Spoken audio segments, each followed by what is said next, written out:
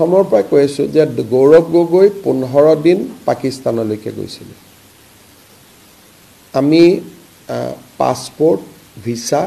গোটেইখিনি সংগ্ৰহৰ কাৰণে লেটাৰ ৰগেটৰী পঠোৱা হৈছে and they takes 3 months time এটা কোনোবাই খুদি আছে আজিয়ে কৈ নিদিয়ক কিয় বাহিৰা দেশৰ পৰা পাছপোৰ্ট ভিসা আনাৰ এটা প্ৰক্ৰিয়া আছে কোৰ্টৰ অৰ্ডাৰ লাগে কিবা লাগে তো আছে দ্বিতীয় কথা তেখেতৰ পৰিবাৰে 19 বাৰ ভাৰত আৰু পাকিস্তানৰ মাজত অহা যোৱা কৰিছে 2-3 বাৰ পাকিস্তান আৰ্মিৰো মানুহ তেওঁক একম্পেনি কৰিছে আমি এতিয়া গৌৰৱ গগৈৰ পত্নী তাৰো মইতো ক'লে নহ'ব আপোনালোকেতো খুদিব যে প্যাসেঞ্জাৰ লিষ্টখন ক'ত গতিকে সেইখিনিও সংগ্ৰহ কৰি থকা হৈছে আৰু আমি আমাক এজেন্সিসকলে সহায় কৰিছে আমি পাই যাম সেকেন্ড তেওঁ আগত পাকিস্তানত চাকৰি কৰিছিল দিল্লীলৈকে আহিল দিল্লীত এটা এনজিঅ'ত চাকৰি কৰিলে কিন্তু দৰমহাটো পাকিস্তানে দি থাকিল এতিয়া দা জং বুলি এখন পেপাৰ আছে ইন পাকিস্তান কোনোবা এজন সাংবাদিকে দা জঙৰ চাকৰি এৰি টাইমছ অফ ইণ্ডিয়াত জইন কৰিলে সেই দৰমহাটো জঙে দি আছে so that is the third charge second MP এজনে নিজৰ লৰা ছোৱালীৰ পাছপোৰ্ট সাৰেন্ডাৰ কৰা ইণ্ডিয়ান পাছপোৰ্ট সাৰেন্ডাৰ কৰা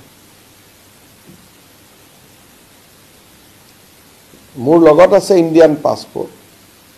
আৰু মই 2021 চনত সাৰেন্ডাৰ কৰিছো আৰু সহি মাৰিছো মই নিজেই পৰিবাৰেও সহি মাৰা নাই MP জনে সহি মাৰিছে তাৰো কাগজ আমি পাই যাম এটা গুটেখিনি কথা মই আজিও কৈ দিব পাৰো কাৰণ তথ্যখিনি আহিছে কিন্তু ইয়াত ধৰক আপোনালোকৰ মিডিয়াত বহুত তেওঁৰ প্ৰতি সফট কৰ্নাৰ থকা মানুহ আছে গতিকে প্ৰমাণ নহলে তো মুকে গালি গালাজ কৰিব আপোনালোকে আৰু তাৰ এই ভ্ৰমণৰ পিছতে গৌৰৱ গগৈয়ে 90 জন ডেকা লৰা ছোৱালীক পাকিস্তান এম্বাসিত লৈ গৈছিল ফৰ ৰেডিকেলাইজেশ্যন তেওঁলোকৰ ভিতৰতো 2-4 জনে ষ্টেটমেন্ট দিছে যে আমাক বেলেগ এম্বাসিত লৈ যাম বুলি তাতে লৈ গ'ল এই যে 90 জনৰ গ্ৰুপটো দেখিছে ফটোত তাৰ ভিতৰত কেইবাজনেও আমাক ষ্টেটমেন্ট দিছে যে আমাক কোৱাই নাছিল তাত লৈ যাম বুলি তাৰ পিছত পাৰ্লিয়ামেন্টত প্ৰ Pakistani question so it is a Sukur আলীতকৈ ডাঙৰ অভিযোগ গতিকে সুকুৰ আলীক যদি এৰেষ্ট হয় বাকিও এৰেষ্ট হয় যদি তথ্যবিলাক ঠিক ঠাক থাকে কাৰণ পাকিস্তানৰ লগতো কম্প্ৰমাইজ নহব এটা কোনবাই কৈছে পাকিস্তান যোৱাটো